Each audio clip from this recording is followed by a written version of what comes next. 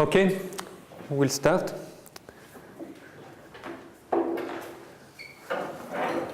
So, let's start with an investigation of what is called the phase diagram of the model.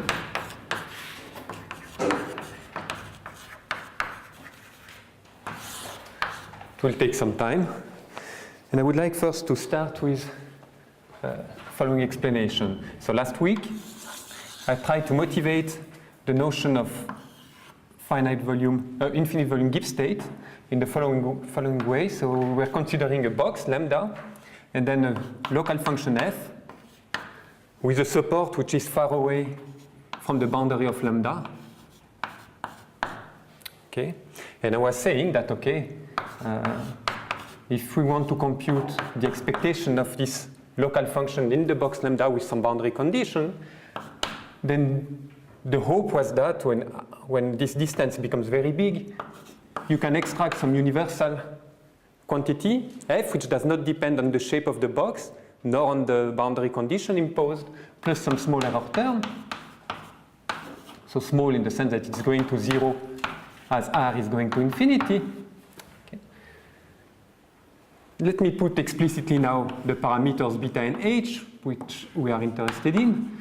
So what I've written here is it's true generically. I mean, for most values of beta and h, this is exactly what will happen. But there are some special values of beta and h for which this is not true. I mean, at least not true in such a simple form.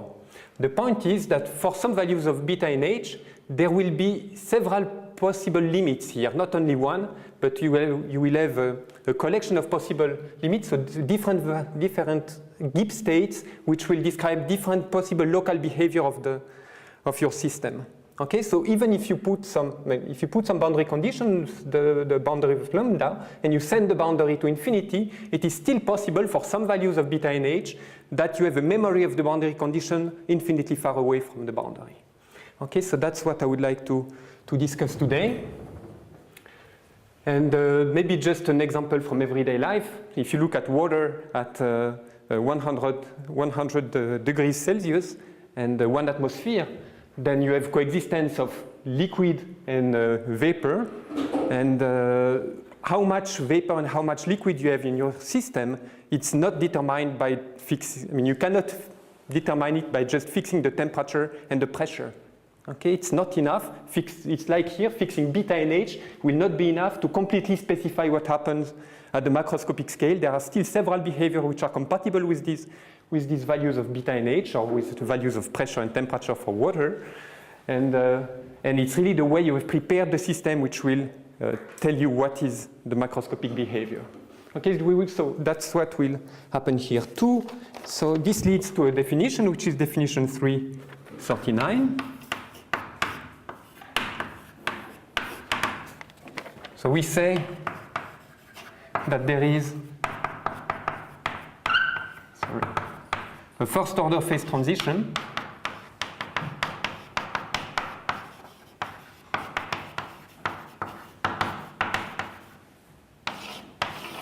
at beta and h if there are several Gibbs states,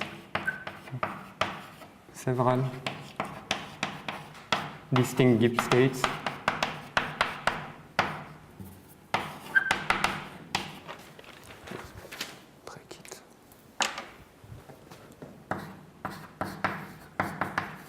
Gibbs states at beta h. Okay, we will say that the first order phase transition, if fixing beta and h, does not completely determine what is the macroscopic behavior of the system. So there are several macroscopic behavior possible compatible with this pair beta h. Okay, so we saw, I think it was last week, another definition of first order phase transition, which was related to differentiability properties, or rather non-differentiability of the pressure at beta h. And we'll see that these two definitions are in fact equivalent, but we will see it later today, I hope. Okay. So let me state what is one of the main results of this chapter. So it's theorem 340.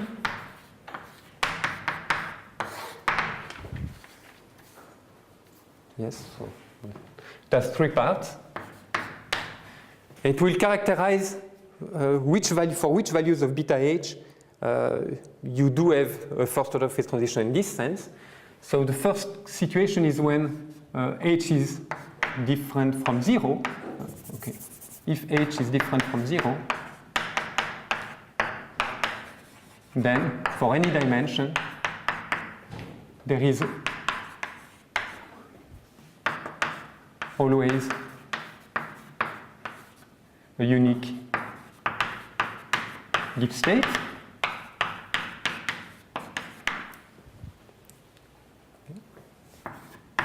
Second point is so when h is non-zero, there is no question, there is always a unique Gibbs state, never a first order phase transition. So now we have to look at what happens when h is equal to 0. So there is one simple case, which is when dimension is 1.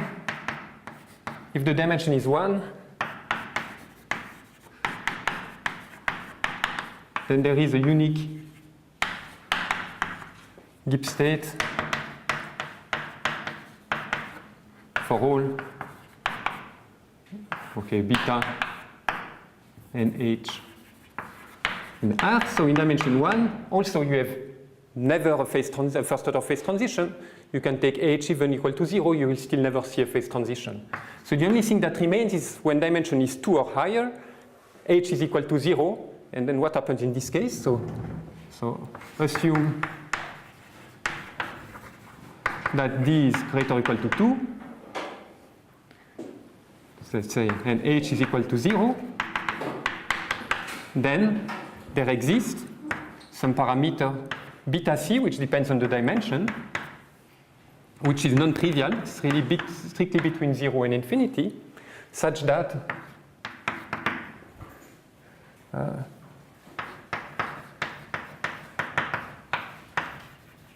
there is a unique Gibbs state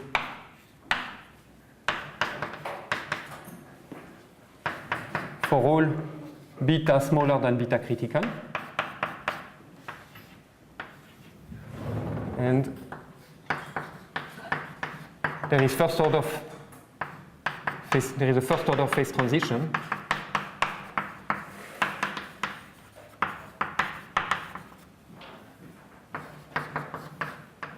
at beta 0 for all beta larger than beta critical. And I have to show that there are several distinct Gibbs states, and you immediately have at least 2 of them, because in this regime you have that the Gibbs state constructed with plus boundary condition is different from the Gibbs state constructed with minus boundary condition. Okay. So to summarize what I've written here, let me just make a picture, and this picture is what is called the phase diagram. It's just a representation of, so here are the parameters. Let me put t equal 1 over beta rather than beta. It's a bit simpler. So I have somewhere tc, which is 1 over beta c. Then I'm assuming that dimension is at least 2. And then what we have is that, let me choose this. So there is a piece of this line along which there is a first order phase transition. Several different the Gibbs states, in particular the plus and minus state, are distinct along this line, and everywhere else you have uniqueness.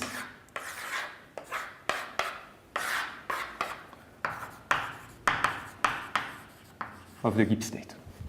Okay, so that's the picture that we have to prove, and then during the proof of this theorem, we will see that this definition of first order phase transition coincides with the definition related to the properties of the pressure of the magnetization, and this will translate as follows. So the magnetization will be a continuous function everywhere in this part, but it will have a discontinuity when it crosses this line, so the magnetization will jump when crossing this line. But everywhere else it will be continuous. Okay, but we'll see that later today. Okay, so maybe 2 comments. will not write them down, just tell them orally. So in this theorem, I'm not telling you what happens at the point TC when h equals to 0, so what happened at this point. It will follow from what we will do today and from a result which we will probably prove, you will probably prove in Hugo's course, that actually there is a unique Gibbs state at this point.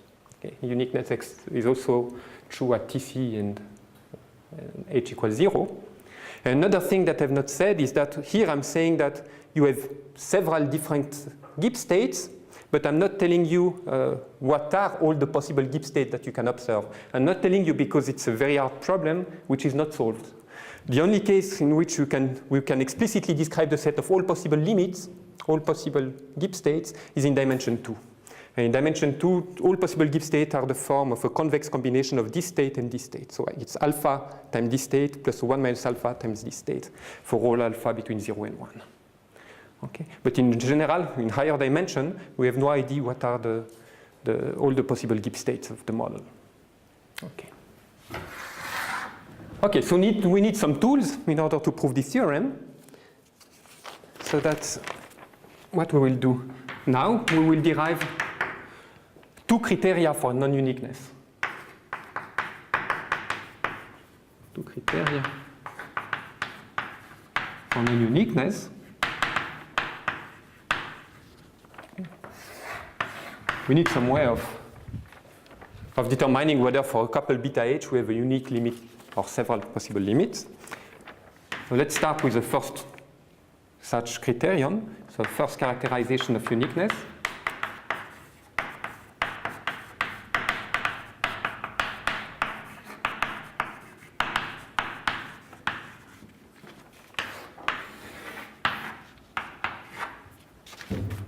Okay. Let's start with theorem 343, which tells you the following. So the following are equivalent.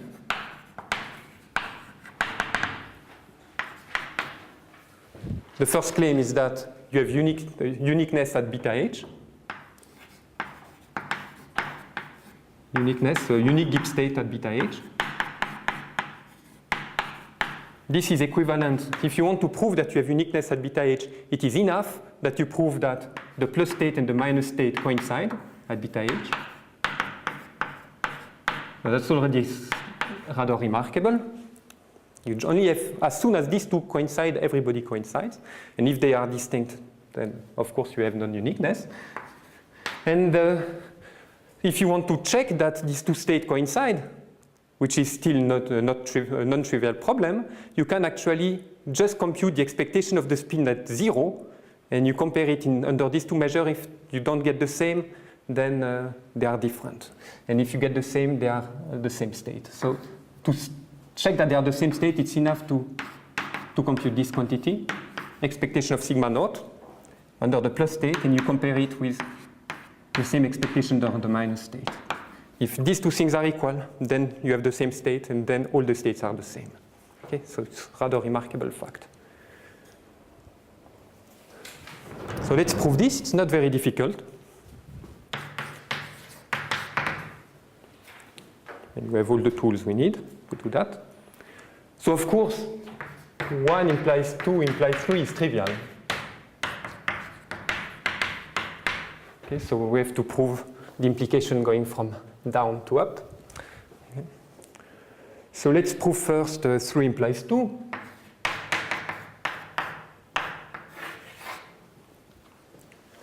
So we assume that the expectation of sigma naught under the plus and minus state are the same, and we want to show that this implies that the states themselves are the same. So the first observation is some exercise which you had to do a few weeks ago. I don't know when you did it. Maybe you did it only last week. It was to show that, so we have seen, you have seen, you have checked that the function sum over I in A ni minus na is non-decreasing. Okay, that's true for any finite n. These family of functions, these are all non-decreasing functions, and that's what we are going to use So we have seen that for non-decreasing function, if I compute the expectation of non-decreasing function under the plus state, I always get something which is bigger than what I get under the minus state. This was lemma, let's see, this was lemma 336, or 336, no, I think 336. Okay. This implied that the expectation of this particular non-decreasing function, I and I minus NA under the plus state. Let me omit the beta and h, they are fixed in the proof. So I fix beta h, and I will not write this every time. So this quantity is bigger than the corresponding expectation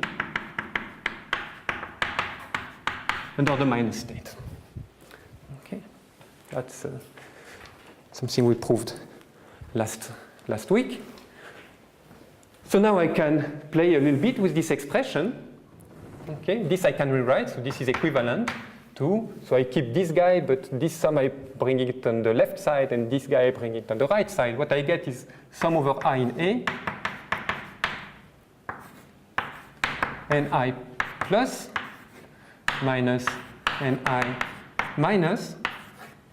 Okay, this will be bigger than NA plus minus NA minus. Okay, just the same expression, just move things around, but it's exactly the same as before. And now you make some observation. First is that this function NA here, they are also non-decreasing. Okay.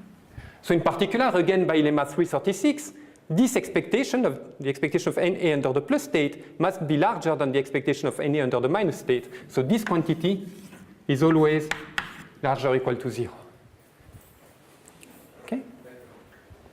On the other hand, this quantity here, remember that Ni was defined, the relation between Ni and sigma I is that Ni is sigma I plus 1 over 2. So I can express the Ni in terms of the sigma I. What I get is 1/2 sigma I plus minus sigma I minus. Okay. Just make this substitution here, you get this expression.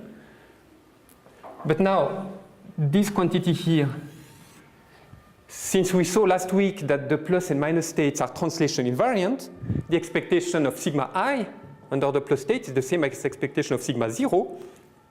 So this is sigma 0 equal to sigma 0 plus minus sigma 0 minus by translation invariance of these two states. Okay. And now we are assuming 3. Okay. 3 is that sigma 0 plus is equal to sigma 0 minus, so this quantity is 0 by 3. Okay. So what do we have? What can we conclude? So this expression is 0. This expression is non-negative, so the only possibility is that this is equal to this. So the expectation of NA under the plus state and under the minus state have to be equal. So NA plus is equal to NA minus for any finite A in ZT. Okay. I claim that this implies that the states coincide, the plus and minus state coincide. Let's just check it. But it's the same type of arguments we already used last week.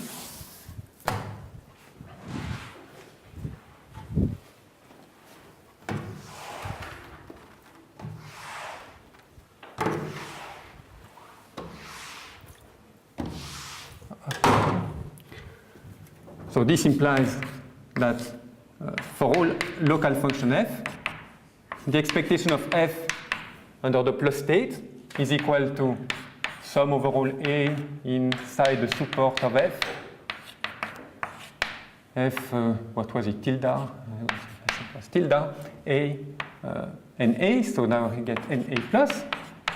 Okay. This is just, it follows from this decomposition we proved last week. It was, do I have the number of this? Lemma 328. Lemma 328. Now this we have just shown, this is equal to NA minus. Okay, so I get the expectation of this quantity under the minus state, so that's just F minus. So I've proved that for any local function, the expectation of f under the plus state is equal to expectation of f under the minus state. Then of course this means that the two states coincide because they are defined on local functions. Okay. So that implies that proves that 3 implies 2. Now we still have to prove that 2 implies 1. That as soon as the plus and minus state coincide, there is a unique Gibbs state at beta h. So let's prove this. 2 implies 1.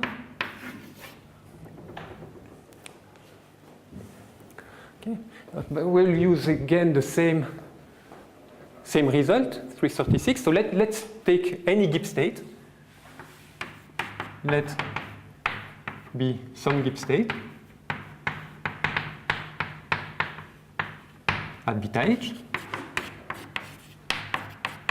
Okay.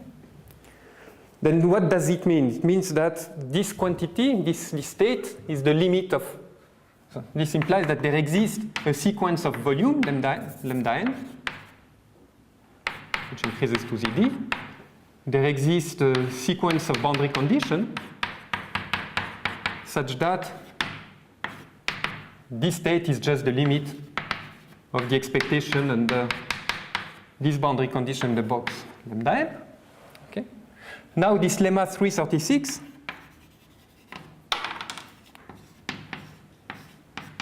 it implies that the expectation, so for any local function f, it implies that the expectation of f under this Gibbs state, or say, let's do it in finite volume, so under this Gibbs distribution, this is smaller than f lambda n plus, and it's larger than f lambda n minus, so that's exactly the claim of lemma 336. Okay. And then I can let lambda n go to infinity. When n goes to infinity, this quantity converges to the expectation of f under the Gibbs state I'm interested in. This converges to the expectation of f under the minus state, and this converges to the expectation of f under the plus state, because the inequalities necessarily remain valid in the limit I get these inequalities, but I'm assuming 2. So when 2 is true, the plus and minus state, they coincide. So this quantity is equal to this quantity. So necessarily, they are also equal to this quantity. So there is, this state has to coincide with the plus state, for example.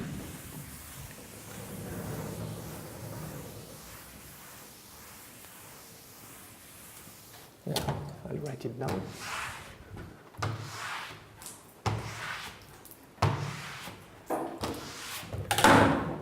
So 2 implies that f plus is equal to f minus, which implies that f is equal to f plus equal to f minus. Okay. Which means that there is a single state, because any state I'm trying to take is coinciding with the plus state. Okay, so this finishes the proof of this lemma, or this theorem. That was one thing I wanted to say. So, to motivate what I'm going to do now, you see that this theorem, which reduces the problem of determining whether there is uniqueness at beta h to just the computation of the expectation of sigma naught under the plus and minus states. So it's expressed in terms of these expectations. Now, in the previous lectures, we were more interested in the behavior not of this quantity, but of a quantity which we called m of beta h, which was also, let's say, in finite volume, it would be like that. It was the limit of quantities of this type, which were the expectation under this Gibbs state of 1 over lambda, sum over I in lambda, sigma I. So this was what we called the magnetization density in the box, okay? And we're interested in this expected average magnetization density. And it would be much nicer if this criterion here was not depending on the value of the expectation of sigma naught, but the expectation of this quantity, because this is the quantity for which we have some direct physical interpretation. So what I'm going to do now is to show under which condition you can relate this quantity and this quantity. Okay, so that's the plan now. So it's B.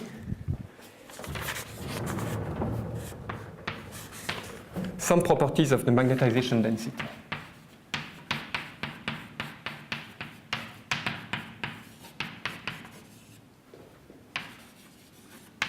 Magnetization density.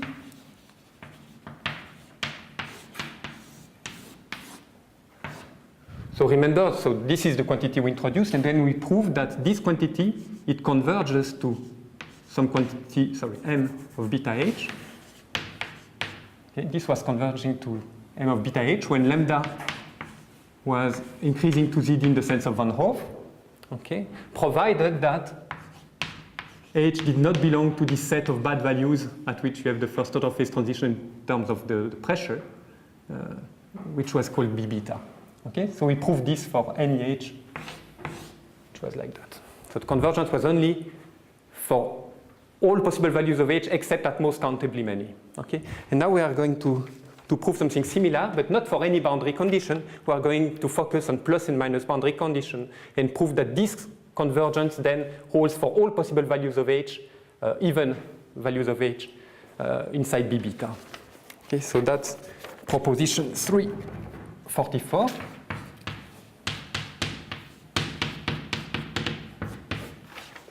Okay, so choose an arbitrary, whatever sequence of boxes you choose which converges to ZD in the sense of Van Hove, for whatever values of the inverse temperature and the magnetic field. So that's the important thing. Before we could not do it for any magnetic field. We could only do it for magnetic field which were not in B beta. Okay.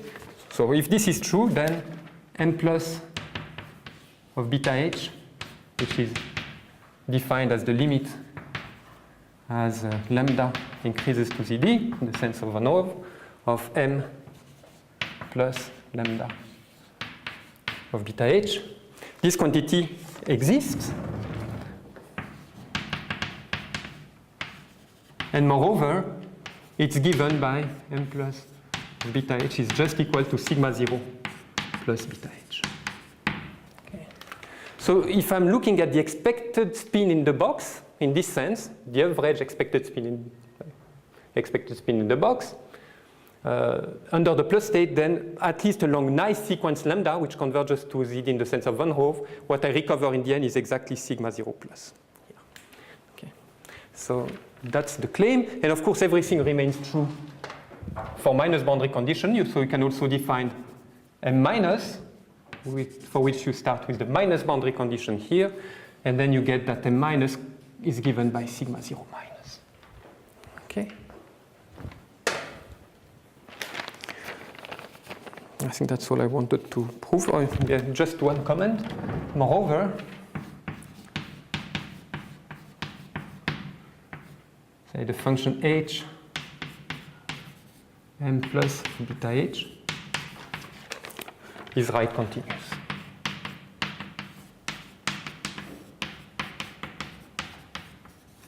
And the function h goes to m minus beta h is left continuous. This will be important in a minute. Okay. So let's prove this proposition.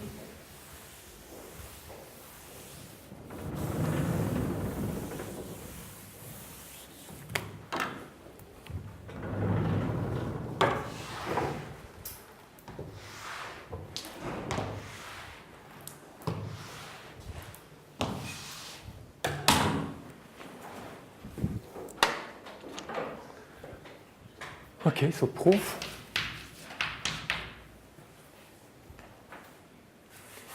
So I will prove the claim for the plus boundary condition. The claim for minus boundary condition are proven the same way, or we just use symmetry if you prefer. So let me do it for the plus boundary condition. So we will first prove one bound in this way. So have I still it somewhere? No. So let me remind you of this notation. So m lambda was 1 over lambda sum over I in lambda sigma I. So it was this random variable, the expected spin, the average spin in the box. And then the quantity we are interested in, which is m plus beta h is the limit of the corresponding finite volume quantity. So I will control the finite volume quantity. So let's consider a sequence lambda n increasing to ZD, the sense of Van Hove. Then what we have is that m lambda n plus. Okay, so if I take the limit of this as n goes to infinity, I'm constructing m plus of beta h, provided the limit exists, which we are going to prove now.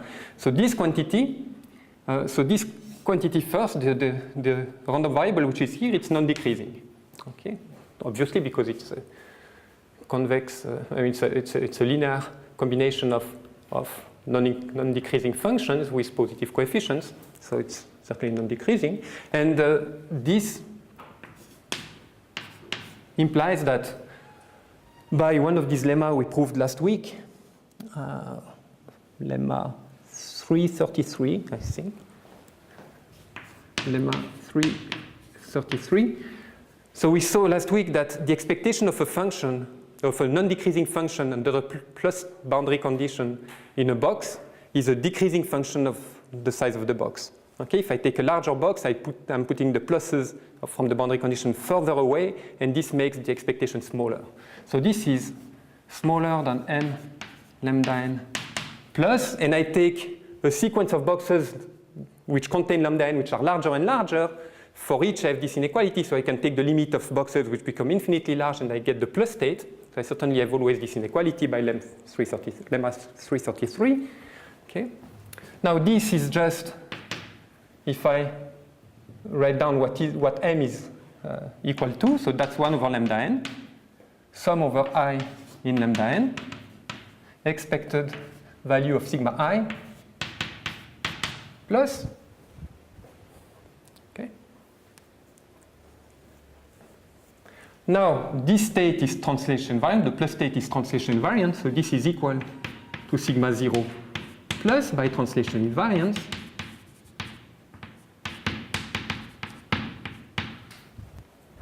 Okay. So this does not depend on I anymore. I take it out. What remains is 1 over lambda n, sum over I in lambda n of 1. This just cancels. And what remains is exactly sigma 0 plus. Okay.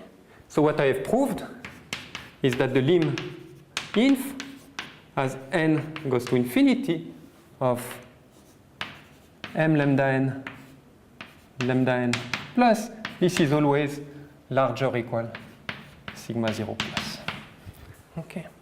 So now what I have to do is to prove that the lim sup of this same quantity is smaller than this. Okay. Then I've proven both the existence of the limit and the fact that it coincides with sigma 0 plus. So let's turn to the lim sup.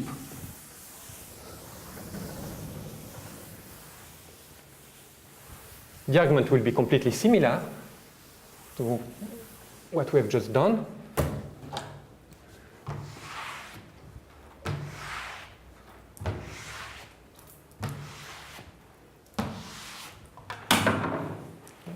The only thing is that, so here I was able to get this inequality because lambda n is smaller than ZD.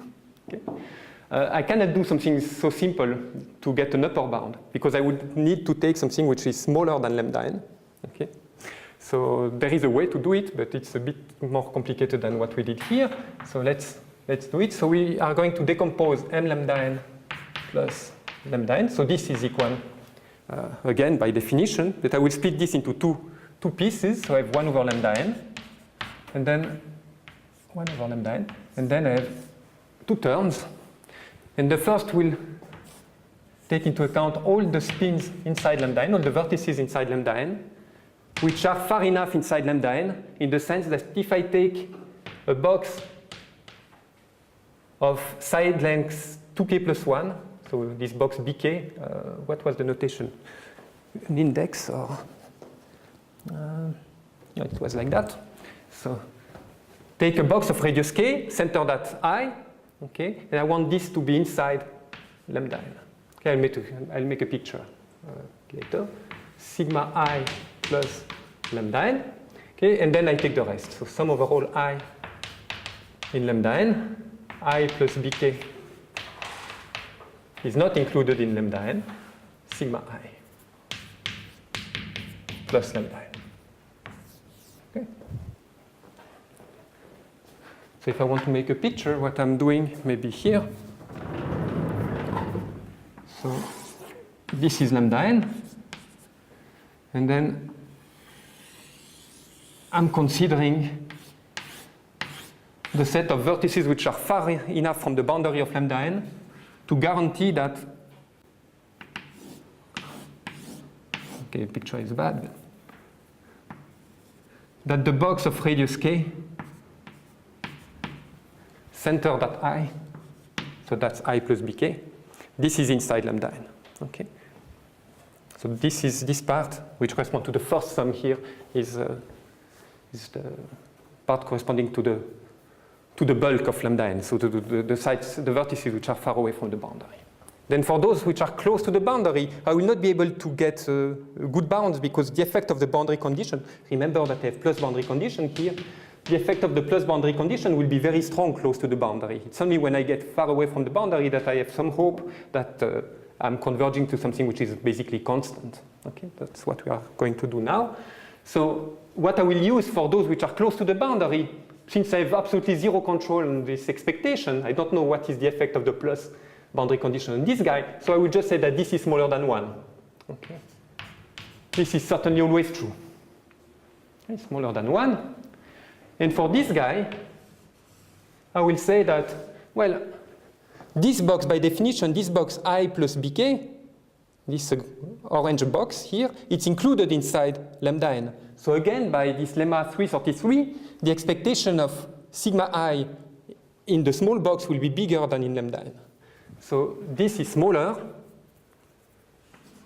than the expectation of sigma I plus I plus bk. Okay, I'm taking a smaller box than lambda n, a sub-box of lambda n, and therefore, by lemma 333, I must have that this expectation is smaller than this expectation since sigma I is a non-decreasing function. Okay. So if I take all this together, so maybe just one remark. So this thing here is of course exactly the same. It's just a relabeling of the vertices. It's the same as sigma 0 plus bk. Okay, I'm translating I to 0. I'm translating the box at the origin. I center the box at the origin. I get, of course, exactly the same expression. So if I do that, what I get is the following upper bound.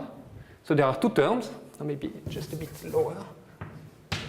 The first term here, so now I've replaced this, it's an upper bound, I've replaced this by sigma 0 plus bk, so it does not depend on I can take it out. So sigma 0 plus bk. And then what remains is 1 over lambda n times the sum over all vertices in lambda n which are far away from the boundary, but this is smaller than 1, and the numerator is smaller than the denominator, so this is smaller than 1. Okay, so that's good. This quantity is not negative. Okay.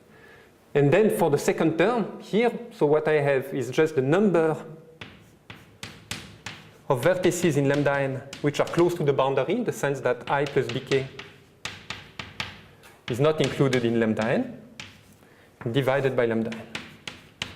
Okay. So I need a rough bound on this numerator here because in this form it's not very useful. So I'm not touching the first term, but for the second term, I'm just using the following. So any box, so let's now take some vertex I here, which is too close to the boundary. So the box centered at I, it's exiting, it's not contained in lambda n, there are some pieces exiting. So what can I say about such a box? For sure, it contains at least one vertex of the inner boundary of lambda. Okay. Because it must contain also vertices outside lambda. So it certainly contains a point of the boundary of lambda. So this quantity will be smaller than the size of the inner boundary of lambda n. Okay. Multiplied by how many vertices can belong to this box at most. I have at most the size of bk. So bk.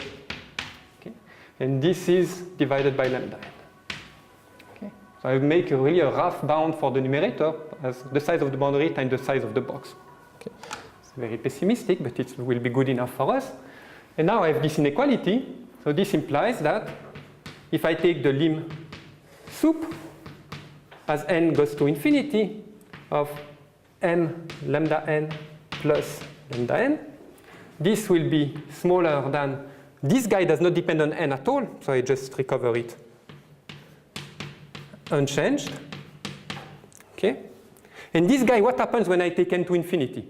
So when I take n to infinity, I have this ratio, which is given by the size of the boundary of lambda n divided by the volume of lambda n. But lambda n, by assumption, is converging to z in the sense of Van Hove. So this quantity is going to 0 as n goes to infinity. So this second term just disappears when I take the limit, the lim sup. Okay, so I get this inequality here, which is exactly, almost exactly what I was after, because just have to observe that this is true for any k. Okay, so this does not depend on k, so I can take the limit as k goes to infinity on this side, and I get that the lim sup as n goes to infinity of m lambda n plus lambda n is smaller than sigma 0 plus, which I obtain as, let me do it in 2 steps, limit k to infinity sigma 0 plus bk, and this is sigma 0 plus. Okay, and this proves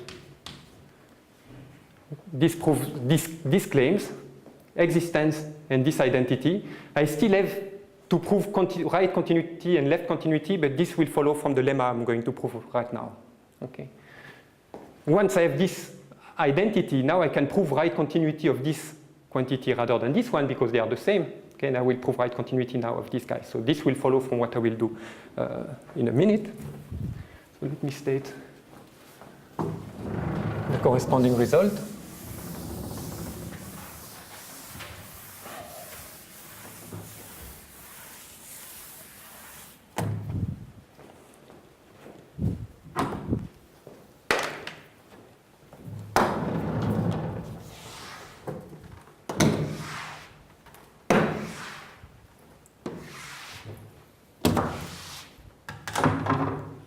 Okay, so it's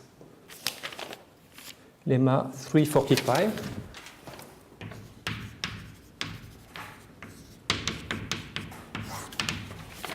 It says the following. There are two claims. The first one is that for any beta, greater or equal 0, the function h goes to sigma 0 plus beta h. This is non-decreasing and right continuous, so it's non-decreasing and right continuous. So in particular, this implies this claim. And the function h goes to sigma 0 minus beta h. It's non-decreasing and left continuous. Left continuous, so it proves this claim. And the second thing we will need is that for any non-negative magnetic field, the function beta goes to sigma 0 plus beta h. This is non-decreasing, and the function beta, okay, for any h now non-positive, the function beta goes to sigma 0 minus beta h is non-increasing. Okay. So that's what we need to prove, but it's 10 o'clock, so we'll do it in 15 minutes.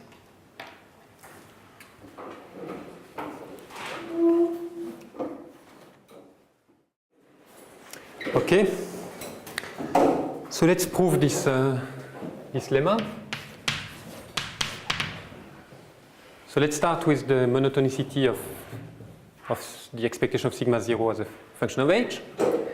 So this we will do by taking a finite subset of ZB and proving the result in finite volume. So sigma 0 plus lambda beta h. And I want to, this is a smooth function of beta h, so in particular I can compute its derivative with respect to h, and what I get if I do that, so it's an elementary computation which you can just check by yourself. What you get is sum over I in lambda. Let me write it like that. Sigma 0, sigma I plus lambda beta h minus sigma 0 plus lambda beta h sigma I plus, okay, not have sigma 0 plus lambda beta h, sigma I plus lambda beta h. Okay. And then what is inside the bracket here, it's just the covariance between these two spins, and we know that these functions are non-decreasing, so by FKG this is non-negative.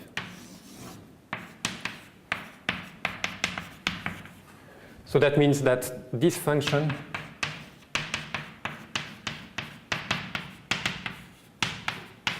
is non-decreasing, and since monotonicity is preserved under pointwise convergence, this implies that if you take the limit, it's still true. Okay, so that proves this claim. Okay, for the minus boundary condition is the same, so I will not prove it. Now I want to prove right continuity. So say this was 1. Let me prove. Okay, 1. Let me prove B. So for this I need an elementary result from first year analysis, which you might not have done, but okay, it's lemma A2 if you don't know it. It's a very easy exercise to prove this result. So we assume that we have a double sequence, that is a sequence of real numbers indexed by two non-negative or two positive integers, say m greater or equal to 1, n greater or equal to 1. And I assume that this sequence, this double sequence has the following property. It's bounded below, which means that, say, there exists C such that A mn is greater or equal to C for all mn. Okay. And it's non-increasing.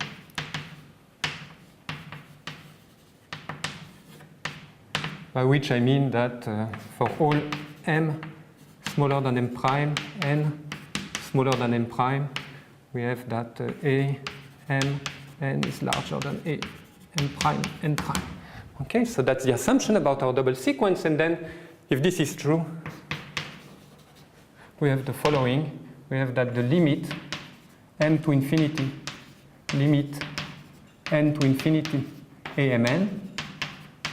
So this quantity exists. It's the same which you would obtain if you reverse the order of the two limiting procedure. So limit n to infinity, limit m to infinity amn. Okay. But it's also the same which you would get if you took the limit simultaneously in any way you want of amn. And it's actually the infimum of amn. M greater or equal to 1. Okay. So that's something which you can find the proof of in the appendix, or you can do it by yourself. It's really not difficult. We are going to use it to prove right continuity in the following way. So we want to show that, so let hk be a sequence of real number which decreases to h. Okay. Now, I'm interested in the limit as k goes to infinity of sigma 0 plus lambda beta hk. Sorry, no, okay. I want it in infinite volume. Okay. I would like to show that this converges to sigma 0 plus beta h, which would be right continuity of the plus state. Okay. So this I can write as limit k to infinity, limit n to infinity, sigma 0 plus lambda n beta hk, where I've chosen a sequence lambda n which converges to z, increases to zd. Okay. Now this is a sequence of real numbers that is indexed by n and k. I don't know if you can read the difference between the two, but this is supposed to be hk. Okay. It depends on two parameters, n and k. And in n, when n increases, the box lambda n increases, so the expectation decreases, so it's decreasing in n. And when k increases, hk decreases, because it's going down to h. And so the expectation decreases by what we proved in point A. So this is decreasing in n and m. In n and k, sorry. Decreasing in n and k, or non-increasing in n and k. And plus, it's also bounded below because this quantity is always larger than 1. So that's one thing. And the other thing is that sigma 0 plus lambda n beta hk, or actually, okay, it's certainly larger than minus 1. Okay, so it's bounded below, it's non-increasing, so I can apply the lemma, which is here, which allows me to interchange the two limits. So this is equal by lemma a2 to limit n to infinity, limit k to infinity, sigma 0 plus lambda n beta hk. So what have I gained by interchanging the two limits? Well, this quantity here, it's a quantity which is smooth with respect to h. It's actually it's immediate from the definition of this quantity. If you write it down, that it's a real analytic in h. So in h. So in particular, it's certainly true that it's continuous in h. So this limit must be equal to sigma 0 plus lambda n beta h. Since hk converges to h, the expectation is to converge to that by continuity. Okay, finite volume expectation. Okay, and then I just have to take the limit of these expectations here. But this we know it converges to the plus state, so this is equal to sigma 0 plus beta h. Okay. And this proves the right continuity, which was claimed here. So that's all I wanted to do for, say, point 1. Now, let's prove point 2, which is monotonicity with respect to beta now, at h positive. So h is non-negative. And you look at this expectation as a function of beta, and we do exactly what we have done here. We take a finite volume, and we compute derivative with respect to beta. So fix lambda finite volume ZD, and compute derivative with respect to beta of the finite volume expectation. And again, same kind of computation that you have to do here. And what you get is that this is equal to the sum over all ij in the edges of nearest neighbors in the box, so lambda b. Okay. And then I get, let me write it this way, so it will be sigma 0, sigma I, sigma j, plus lambda beta h minus sigma 0 plus lambda beta h, sigma I, sigma j, plus lambda beta h. Okay. Again, you get the covariance. You always get covariances doing these kind of things. Okay. And now, since h is non-negative, I can use GKS inequality to conclude that this is non-negative.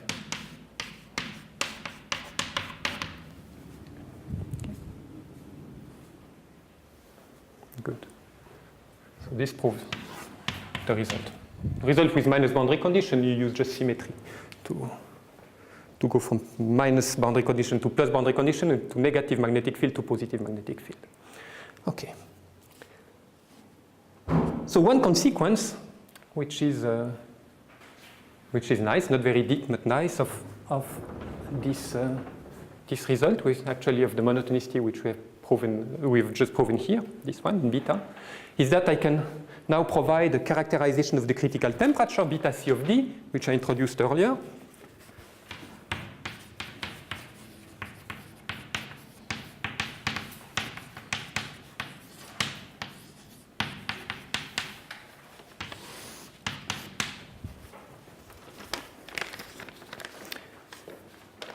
And the observation is the following one.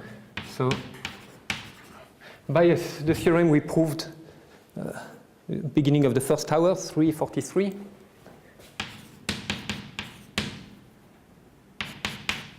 So by this theorem, we know that to prove uniqueness at beta h,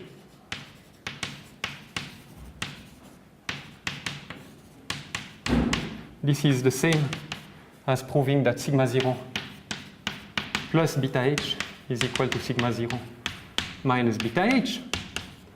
Okay. So I can apply this in particular when h is equal to 0. So in particular, it implies that uniqueness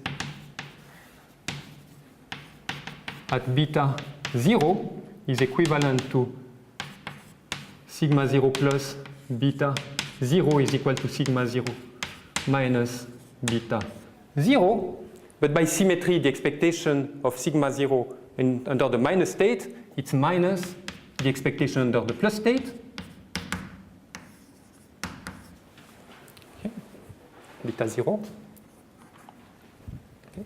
So you conclude that sigma 0 plus beta 0 must be equal to minus sigma 0 plus beta 0. So this has to be equivalent to the fact that sigma 0 plus beta 0 is 0. Okay.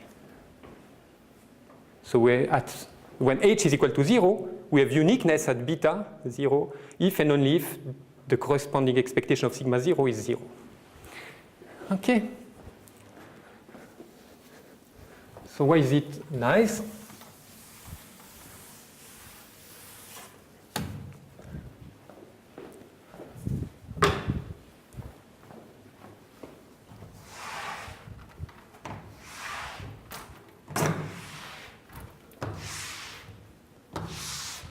Well, then we can set beta c of d to be equal to the safe soup for all beta equal to 0, such that sigma 0 plus beta 0 is equal to 0. Okay, that's a well-defined quantity. And then, by the result which I've just erased, by the monotonicity of this quantity with respect to beta, so that was where is it? Lemma 345.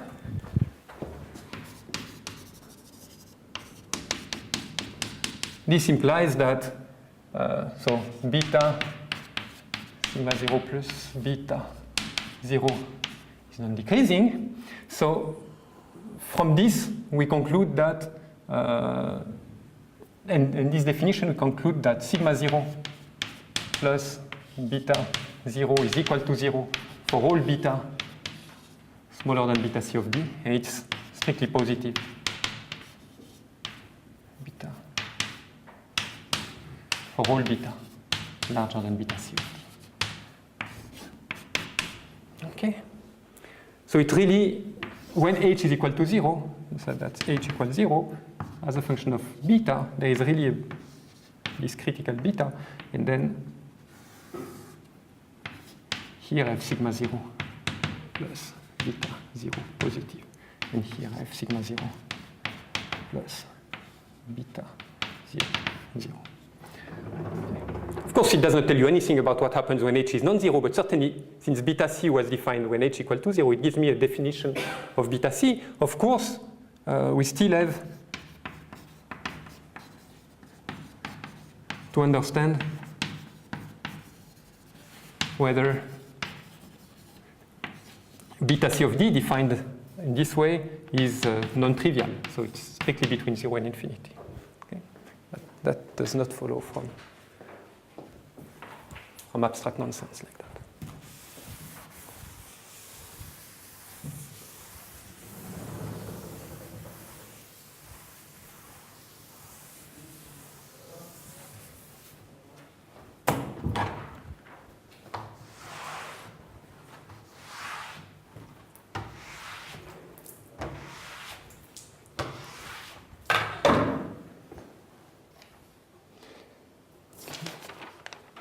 So the next step, so I promised two criteria for uniqueness or non-uniqueness.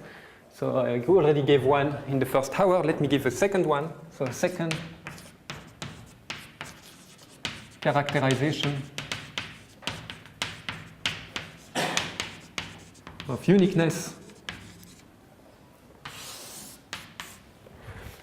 which will be very nice. It will not only give us another way of probing uniqueness, but it will also relate the two notions of first order phase transitions, and it will complete some observation we made during the second lecture.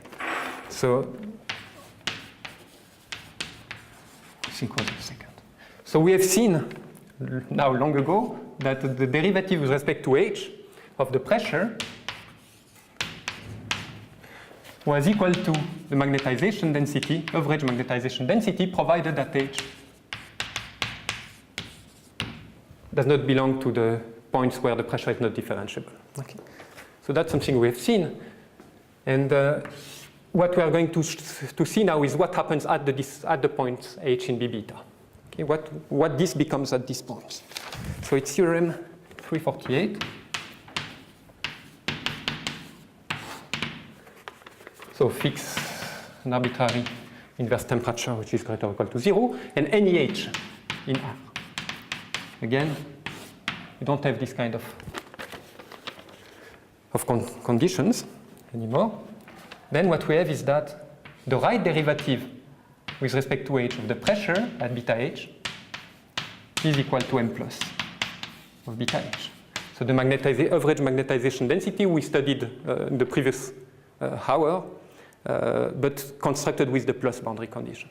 In the same way, of course, if you take the left derivative, what you get is m minus.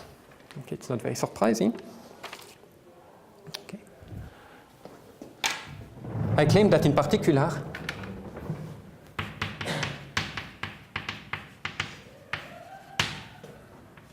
there is uniqueness at beta h if and only if psi is h psi beta h is differentiable at h. Okay, so that's the theorem. So let me just point out, so we saw in what we know for the moment about the magnetization is that we don't know where it's discontinuous or continuous, but we know it's increasing. I try to make it correctly this time. Okay. Odd and something like that. Okay. What this result tells you, so that's m and that's h, and these points of discontinuity are exactly those in b beta. We'll see later that there is only a discontinuity at 0 if there is one, but at the moment we don't yet know that. But what this result tells you is that this point here is, the value you get here is n plus, this point there is n minus, and so on. N plus, n minus, n plus,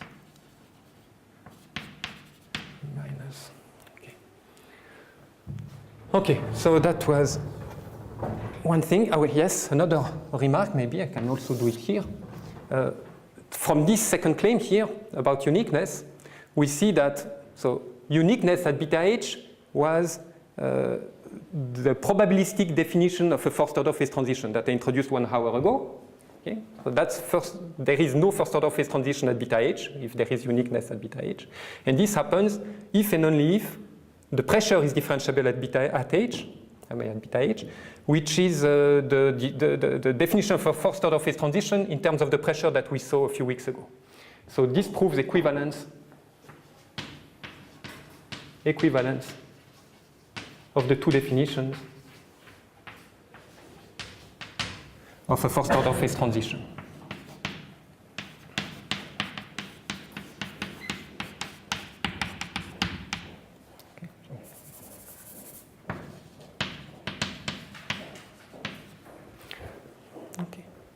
Good. So it's an important theorem. Even though the proof now is a few lines long, because we have done all the required work before. So proof.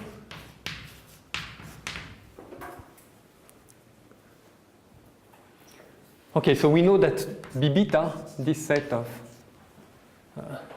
points of non-differentiability of psi, of the pressure, is at most countable. We've seen that a long time ago. So this implies that for any h, I can find a sequence hk which decreases to h, and which is such that hk does not belong to B beta for all k. I can avoid the points of B beta because there are at most countably many. Okay. So I take such a sequence. Now, we have seen, it was corollary something. Let me check the number. Corollary 312. So we have seen that the right derivative of the pressure at beta h, corollary 312, was equal to the limit as k goes to infinity of of beta hk. That's one of the claims in corollary 312. Take the limit of the magnetization as it decreases along points which are not in B beta, then what you get is the right derivative of psi, which always exists. Okay. Now, another result which is in corollary 312 is that as long as the magnetic field does not belong to B beta, the magnetization that I have does not depend on the boundary condition I used. So that's again corollary 312. This means that I could just as well have used plus boundary condition here, and in this case I write the function m plus. Okay? This quantity does not depend on boundary condition, so it must coincide with m plus as long as we are only looking at magnetic fields which are not in B beta. Okay? But now, by what we have just proven, m plus is right continuous in H. So that was proposition 344. Proposition 344. This is just m plus of beta h, since m plus is right continuous as a function of h. Okay, so this immediately proved the first identity, which is this one. And the other one, you can either do it in the same way or use symmetry. For example, you can do d minus psi of beta h. This is equal, since psi is even, this is equal to minus d plus beta minus d plus psi of beta minus h. Now we have just proven that d plus psi minus h, this is m plus of beta minus h, and then you use the symmetry between plus and minus and flipping the magnetic field to show that this is m minus of beta h. Okay. So these two identities are immediate. I just have still one word to say about the second claim, second part of the claim.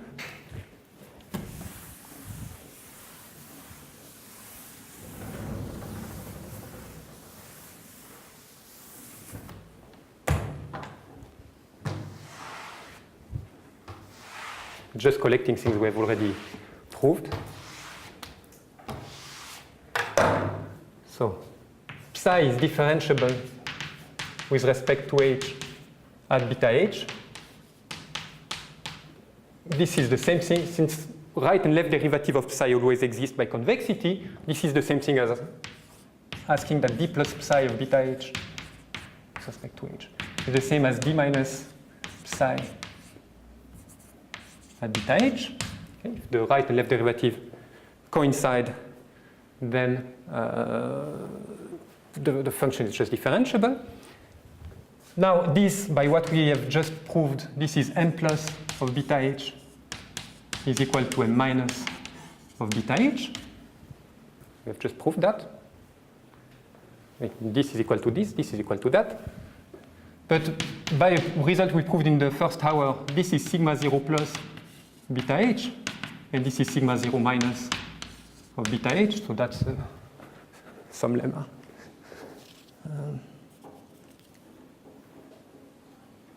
Proposition 344, seemingly. Proposition 344. Okay. And then we have seen in a theorem in the first hour, that was the first characterization of uniqueness, is that as soon as these two quantities are equal, you have uniqueness at beta h. Okay, that was theorem something. Theorem 343.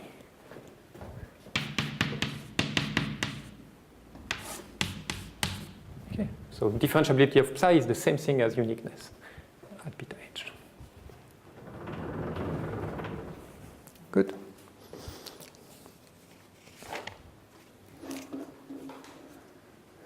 So we're done with the soft things, just inequalities and things like that. Now we have to really start investigating model in more details in order to prove all the claims of the theorem I stated in the first hour. The fact that there is no first order phase transition when h is non-zero, the fact that beta c is strictly between 0 and infinity when the dimension is at least 2, and things like that. Okay. So for this, we really have to investigate the model in more details. Cannot just use FKG and GKS, soft things like that.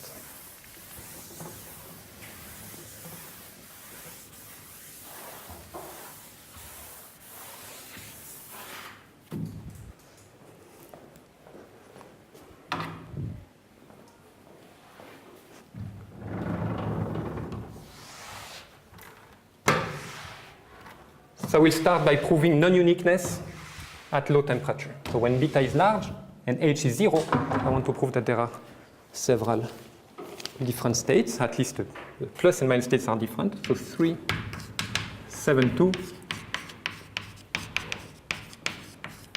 spontaneous symmetry breaking,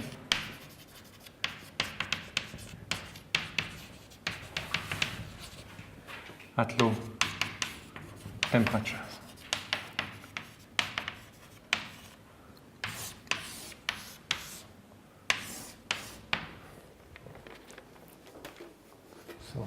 Goal in this section.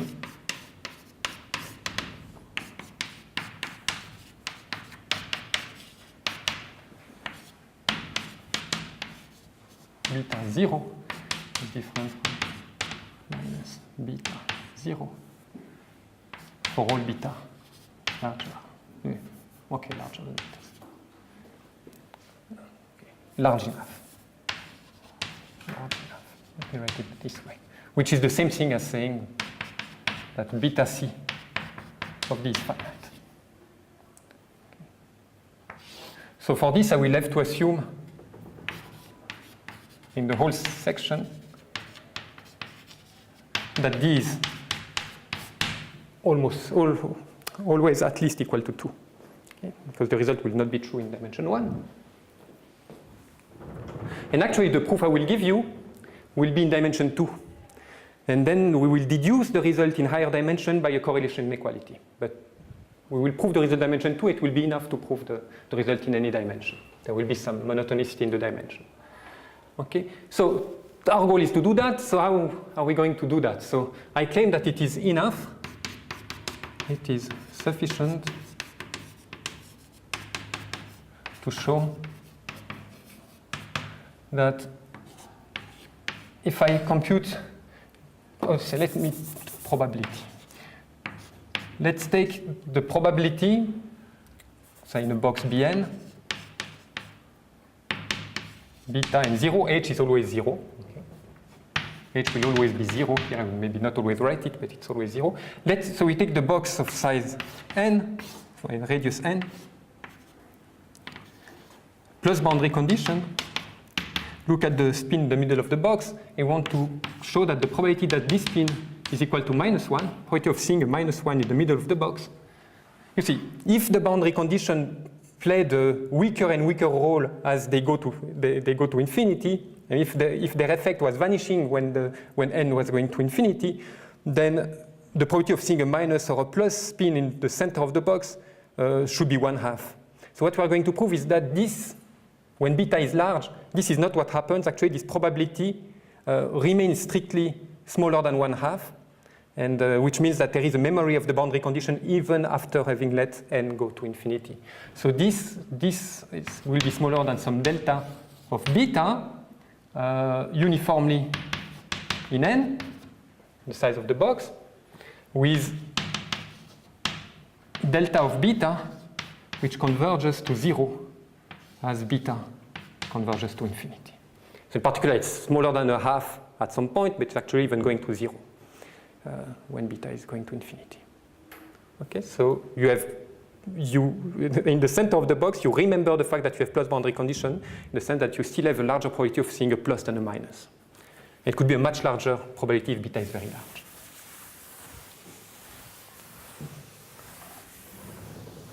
So why is this enough?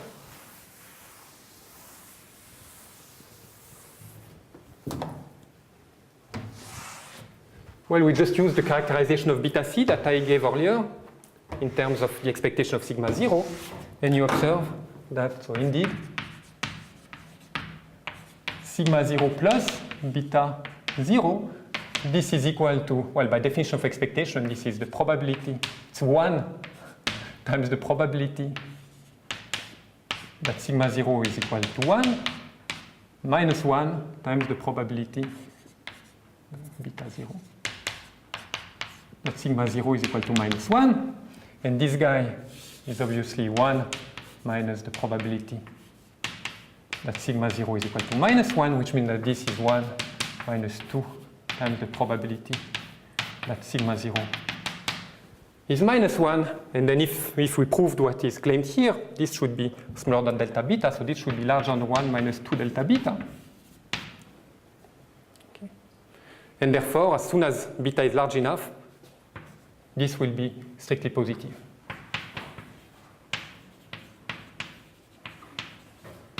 Okay. And we have seen that positivity of this quantity implies that beta is larger than beta critical. Okay. So beta critical has to be finite. Okay. Okay, good. So let's prove that. Okay, I don't know if I will have time to prove it completely today, but we can certainly advance a lot.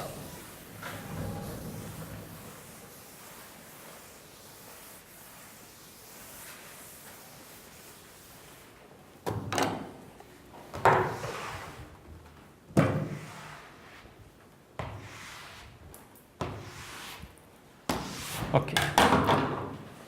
So it's A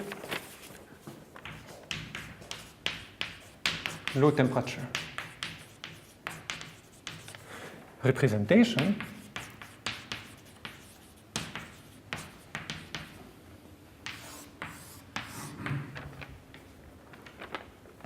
so we are going to use a trick that is due to Payerns. I think it was 37, but I'm not completely sure. Okay, whatever. And which is extremely useful. So in the setting of the Ising model, which was the setting in which he introduced this trick, it's pretty simple, but this can be extended to a huge class of models, even without symmetries and things like that, which help, as you will see. And this way you get what is called the Pirogov-Sinai theory, which is the most powerful theory we have to prove first-order phase transition in spin systems at low temperature. Okay, so but let me explain it in the case of the Ising model, where it's simpler because of the symmetry between plus and minuses. So let me take the box Bn, and let's take a configuration.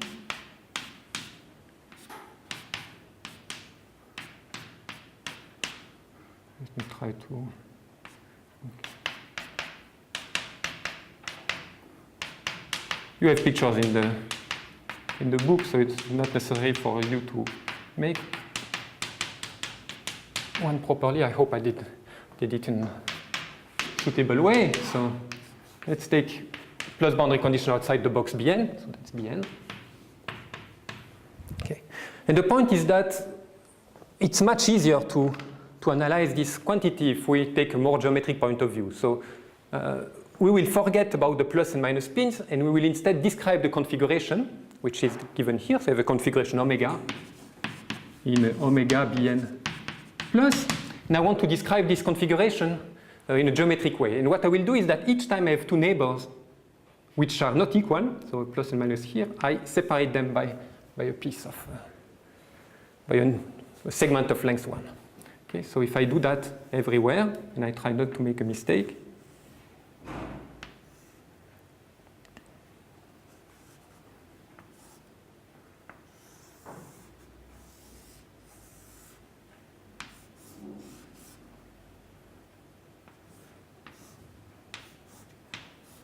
I get this, okay? Now, if I was to remove all the pluses and minuses in the box, but I leave this red or pink or whatever lines, which I have drawn, then you would be able to reconstruct the configuration, because you know that outside the box you have pluses, it's the plus boundary condition, and then each time you cross such a line, you have to change the value of the spin. Okay, so I go from plus to minus, I go from minus to plus, so I can reconstruct. So these lines, which are called the contours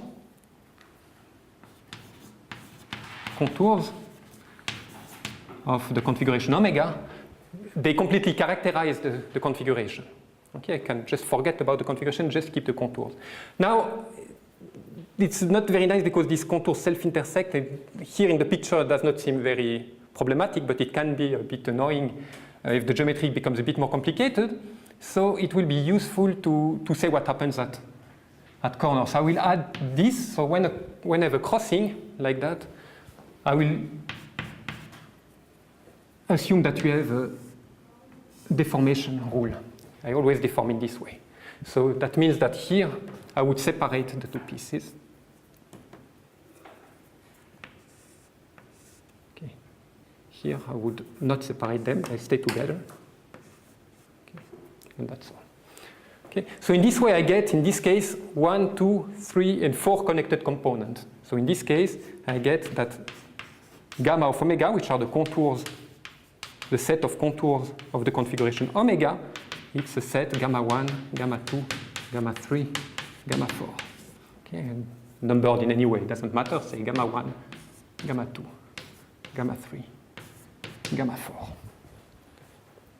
Okay, and this, as I said, this set of contours completely characterizes the configuration omega.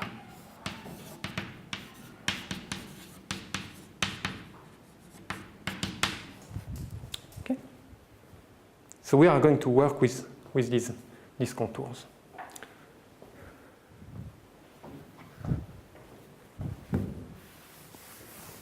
So first thing is that I would like to express the probability measure, I mean partition function, and then the probability measure in the box Bn with plus boundary condition in terms of the contour. So this turns out to be very easy because the energy of the configuration is easily expressed in terms of the contours. So let's look at the energy, H, in the box Bn of the configuration omega, any configuration omega of this type, for example this one. Okay. Then by definition this is minus beta. Okay. I will not always put beta 0 everywhere. Okay, we fix some temperature, inverse temperature beta, and magnetic field is always 0. When I think about it, I will put it, but I will forget most of the time. So this will be sum over all ij and epsilon lambda Earth, okay, Bn B, all the edges, and then I have omega I, omega j. And then this I can write slightly differently. Let me do it here. This I can write beta sum over I, j in the edges. Okay. And I will write it 1 minus omega I, omega j. So if I do that, this term which I have here, I still have it. It's minus beta times the sum of the products. Okay. But then I've introduced an additional constant, so I have to compensate minus beta times the size of this set. Just a number. Does not depend on the configuration. Okay.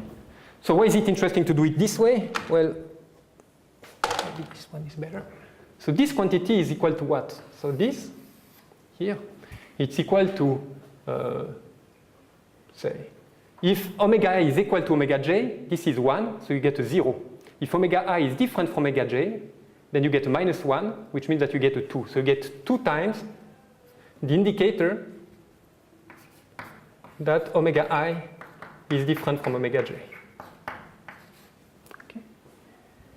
So that means that the energy can be re-expressed as 2 beta times the total number of pairs ij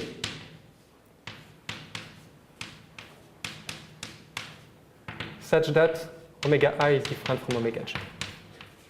And this constant, minus beta Bn. Okay. But now let's look at the picture.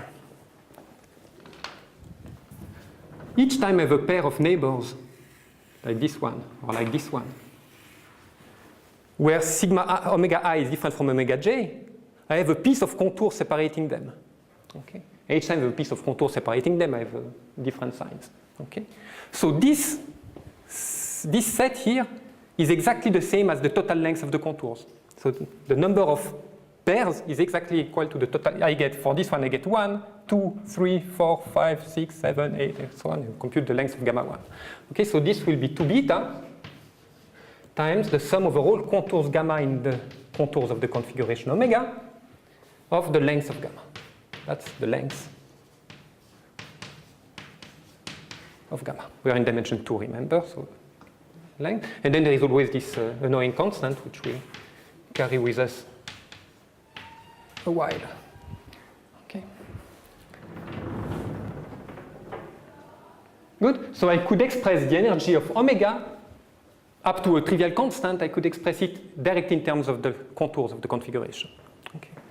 So once I have this, I can immediately do the same for the partition function and the probability measure.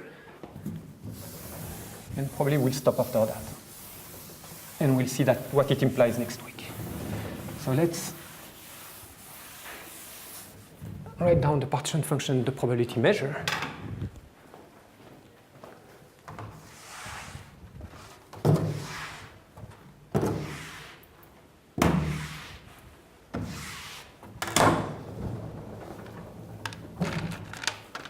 Okay. So this implies that the partition function in the box Bn, beta 0 plus, this is equal to the sum of the whole configuration, omega Bn plus E minus H Bn beta 0 omega. Just a definition, and then I can substitute. So what I get is this annoying factor, which now comes with a minus, beta size of this set. Okay. And then I get the sum over all omega Bn plus. And then I get, once I replace this in terms of the contour, product over all contours in gamma of omega, E minus 2 beta. Yeah. Okay. I have expressed the partition function in these terms, and then I can do the same for the probability measure. The probability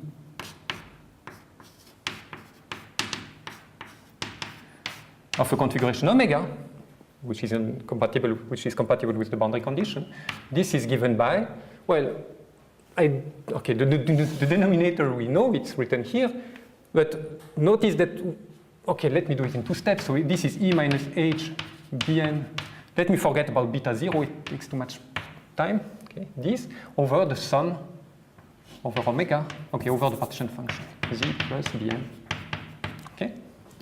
And now I can substitute here by what we did there and substitute here by this expression. The constant now they cancel in the numerator and denominator, which is good because they didn't depend on omega. They should not influence the probability measure. So this disappears. In the numerator, we get product over all gamma, all contours in the configuration omega, E minus 2 beta times the length of gamma, divided by the sum over all configurations, say omega tilde, omega Bn plus product over all gamma in the configuration omega tilde E minus 2 beta gamma. Okay, so that gives us, this is what we call the low temperature representation of the probability measure. Okay, and we'll finish this next time. Are there questions about what we did today? Everything is crystal clear. Very good.